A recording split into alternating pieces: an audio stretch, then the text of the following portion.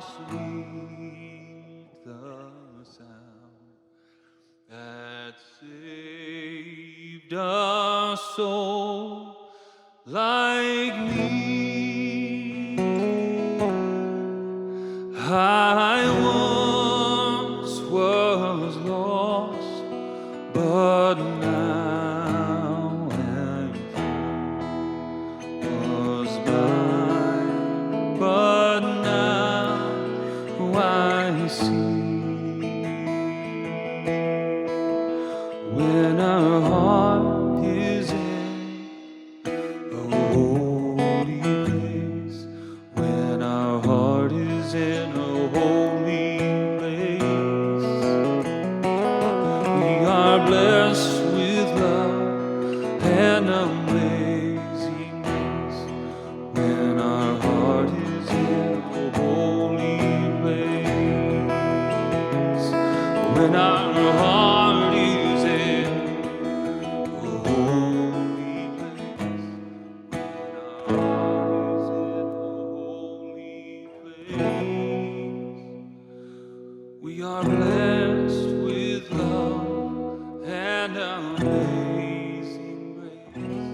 When our heart is in a holy place. I'm going to start with a story from 2 years ago. My daughter Lulu and I went on a road trip across the country. It was one of those dream adventures we all have. We drove from the East Coast to the West Coast of the United States and then back to the East Coast. And while there are many stories from that trip that I could tell you, there is one particular memory that lingers in my brain. Around mile 1,200 into the trip, I was getting tired of driving through the flatlands of the Midwest.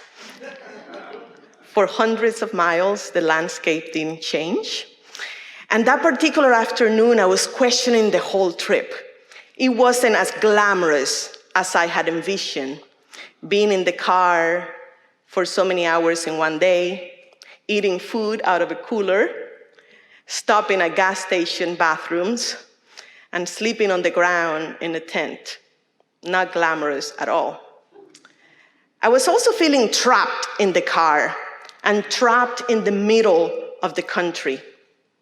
When you grow up on an island, you can't stand being more than a few dozen miles from the ocean. So imagine how I felt in the middle of this huge mass of land we call the United States. Thousands of miles from the ocean in every direction. So I was bored and tired, feeling claustrophobic even. And then at some point that afternoon, I came across one of those long curves on the road. And on the other side of that curve, when I looked straight ahead, I was struck by what I saw. The landscape had suddenly changed. And in front of me now were the rolling hills of the prairies extending far into the horizon. I came to a full stop on the side of the road. I got out of the car and was like, whoa. Whoa. The sun was setting on one side, the moon was coming up on the other. There were bison grazing peacefully all around the pasture. The wind picked up and it played with the golden tall grass. I was in awe of the symmetry, the curves of those hills, the magnitude of that landscape, the expansiveness of the blue, open sky. I was in awe of such vastness, such beauty, such harmony. That moment cracked me open. The boredom and constriction I have felt in the car just minutes before had now been replaced with an expansiveness and a gratitude I didn't know what to do with. So I became a cliche, to my daughter's embarrassment. I became the cliche you see in photos around the internet. I fell on my knees and I opened my arms wide. I just didn't know what else to do in such a moment. Experiences of awe have that effect on us. They make us stop. They leave us spellbound. We are captivated, apprehended in the most delicious way. But what is awe exactly? Awe is this emotional response, this feeling that arises from being in the presence of something larger than the self. Something so much more expansive than our understanding. It feels like we have to rearrange our brain somehow in order to accommodate that experience. It's mind-blowing in a way, like, wow. And you know what else is awesome? Having your mind blown like that has many benefits for our spirit, for our health, and for the community. Awe diminishes the sense of self and brings awakening to our mind and our senses. It shrinks the ego while expanding our worldview. Over the last 2 decades, various studies out of Stanford University and Berkeley have explored how experiences of awe makes us better human beings. How awe is linked to altruism, for example. Some studies found that participants who reported experiencing more awe in their lives were more generous to the stranger, giving approximately 40% more than those who were awe-deprived. Yes, awe deprivation is a thing, and it has had serious consequences on our society. According to the studies, with people becoming more individualist and self-focused, more materialistic, and less connected to others and to the world around us. The truth is, we live in a culture of separation. And I am convinced that the antidote is the opposite. It's connection, it's interdependence. It is intimacy, intimacy with all things, as the Zen master Dogen says. Wonder leads us to intimacy. It's a built-in function to help us make our way back to connection, because it forces us to stop. Like, whoa, right? Like, hold your horses. Like something inside of us tells us, this matters, stop, pay attention. And it does matter. Those moments matter for our health, for our spirit, and for the well-being of the world. Awe is not something we have to travel across the country to find. Daily doses of awe are highly encouraged to break our patterns of separation and reconnect with the world once again. Since I'm new to Tulsa, I have been intentional about connecting to this new land, new to me, about getting to know her and what a delight it has been so far. There's been so many moments of awe here in Oklahoma, beginning the moment I got off the main highway, I-40. I was in awe being greeted by the most spectacular sunset ever. Oklahoma sure knows how to do sunsets. There were also moments of awe that were more subtle, like the dozens and dozens of bunnies at Woodward Park this summer. Did you see them? I mean, they were everywhere. Or the waterfowls and butterflies at a teaching garden just up the road. Sometimes awe surprises us, like when we're on vacation. But I'm a proponent of building a life that leads to experiences of awe. I took this photo a few years ago. There it is. I woke up one morning and it had rained overnight. To my delight, the dandelions were taking over my entire lawn. My husband had not gotten to them. And the way the water droplets were catching the morning light made me stop in my tracks, like, whoa. Around the same time at our house in North Carolina, I placed various hummingbird feeders outside our kitchen window. And for weeks, the feeder sat there without visitors, but then my hummingbirds started coming all day, every day. If I was late with their dinner, they would come to the window and stare me down, flapping their wings, looking inside like, "Lady, are you gonna feed us?" Each time they came and I got to see them up close, it was a moment of wow.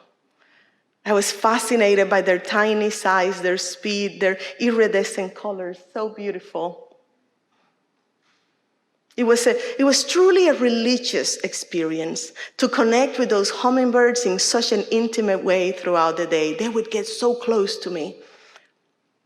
One morning, I left the back door open for a few minutes, and one hummingbird came into the house and couldn't find its way back out the door again. I was able to get it in my hands at some point, and as I walked to the back door to let it free, for those few seconds, time stopped. That moment of connection is frozen in my brain. I can still feel the loudness of my own heartbeat and the strong life force inside that tiny being that I held in my hands. They say a hummingbird flaps its wing up to 70 times per second. Its heart rate can reach 1,260 beats per minute. And for a few brief moments, this life force encountered my own life force, and we were one. Appreciation of beauty is one road to feeling awe. Some theologians believe that beauty is like a lure from the divine, forcing us to slow down to reconnect. From another perspective, evolutionary psychologists believe we are drawn to beauty for evolutionary purposes. And mindfulness researchers have found that appreciating beauty has tremendous benefits for our nervous system and can boost our immune system. Do you know that feeling of like falling in love is an intoxicating feeling? Or have you ever been high on life? Mystics such as Rumi, Maria Teresa de Avila, Hafiz, and Hildegard von Bingen for centuries have written about reaching higher states of consciousness, such as intoxication, rapture, ecstasy, bliss. Well, now we know that our falling in love with the world releases euphoria-inducing chemicals, hormones such as dopamine and oxytocin. Of course, we do not need science to explain our religious experience to us, we know. But I think it's important to know that there is a whole range of emotions we human beings have access to, which are not only sources of sustenance for us, but they are also healing for our bodies and psyches. It amazes me how many people do not have access to those higher states of being. I recently read that in the United States, we are actually quite illiterate when it comes to emotions. Barbara was talking about emotions earlier today. We know basic ones such as sadness or happiness or anger, but there is a whole spectrum that can lead us to experiencing the fullness of our humanity. And these are emotions we are not tapping into. Some of these can be accessed by having experiences of awe, either individually or collectively, during worship, for example. These higher states of consciousness lead us to healthier and happier lives. The more we practice stopping to appreciate beauty and having moments of awe, the easier it gets. Because of the brain's neuroplasticity, we now know that the continuous practice of something creates neural pathways in our brain, and then it becomes automatic, like second nature to us. I wholeheartedly believe that we must once again cultivate our sense of wonder and reconnect with the world around us. I'm thinking now of a sweet story about the poet Jack Riddle, who as a boy was lost in wonder in a grassy field. And then his mother said to him, "It's time to go." And the boy said, "I can't. And the mother asked, "Why?" And the boy replied, "Because there are steel blades I haven't paid attention to." In the current state of the world, with far-right white supremacist movements gaining strength around the globe, with millions of refugees seeking shelter, with the ecological crisis we are facing, what's the point of talking about awe? Why can I suggest we take time to slow down and appreciate beauty when we could be fighting to solve those issues? We have no time to waste, some say. My answer is because we need all the nourishment we can get in order to stay strong for the struggle. Because being strong and nourished and joyful and resilient are forms of resistance. This is not clueless self-indulgence. While I am talking about awe today, about those moments of ecstasy with the universe, that doesn't mean that I don't know pain or poverty or oppression or anxiety or trauma. I do. I have been quite intimate with those things as well. But precisely because there is so much pain, so much poverty, so much oppression, so much discrimination, and so much trauma in this world, precisely because of that, is that we need awe. Awe and its healing, transformative power.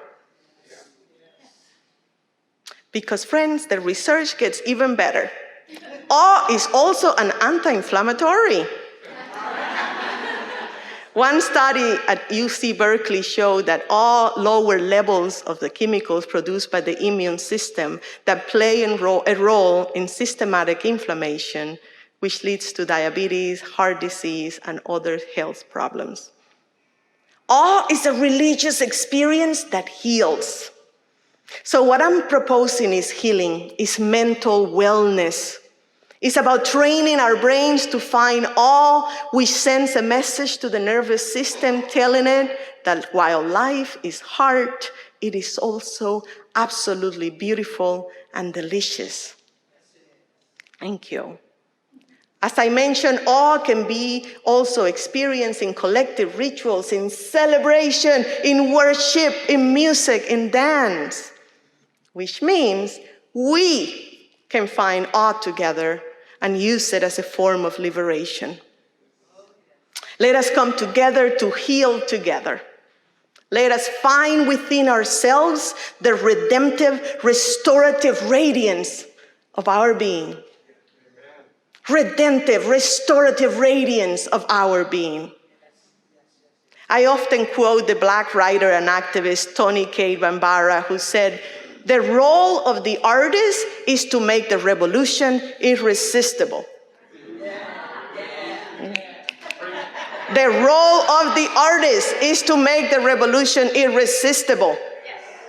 And thank goodness we are all artists.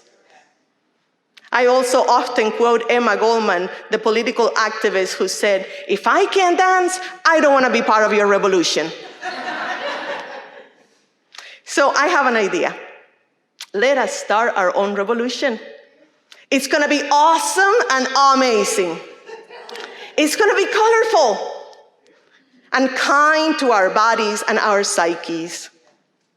This reminds me of a quote that our assistant minister Jadini has on her office door, which reads, "Capitalism wants your body to be a machine. You are not a machine." No, you are not. The revolution will be kind on our bodies. The revolution will be about healing and wholeness. It will be about love and interdependence, about reversing the harm and the systems created by colonization. The revolution will be irresistible. The revolution will be joyful. We will delight in wonder. We will reconnect again with all of creation. And we will be sustained and empowered by the vitality, the life force in each of us that creates through us. May we remember that we are all alchemists. with the capacity to transform struggle into honey, into music, into works of art, into beautiful acts in the community. May we choose the path of beauty, the path of peace, the path of love. May it be so.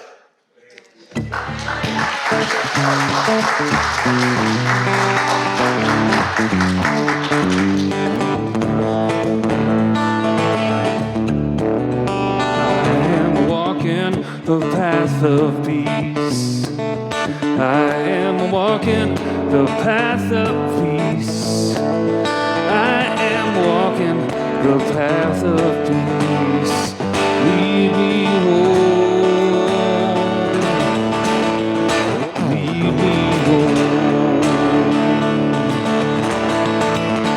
I am walking the path of love. I am walking the path of love. I am walking the path of love. Lead me home. Lead me home. Walking the path of joy. I am walking the path of joy. I am walking the path of joy. I am walking the path of joy. Lead me home. Lead me home. Lead me home. Lead me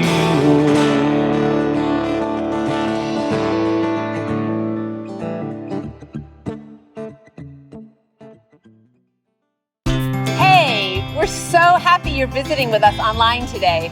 We love connecting with people all across the country and around the world, sharing our powerful message of love beyond belief. There's something new happening here. You can now join All Souls as a virtual member.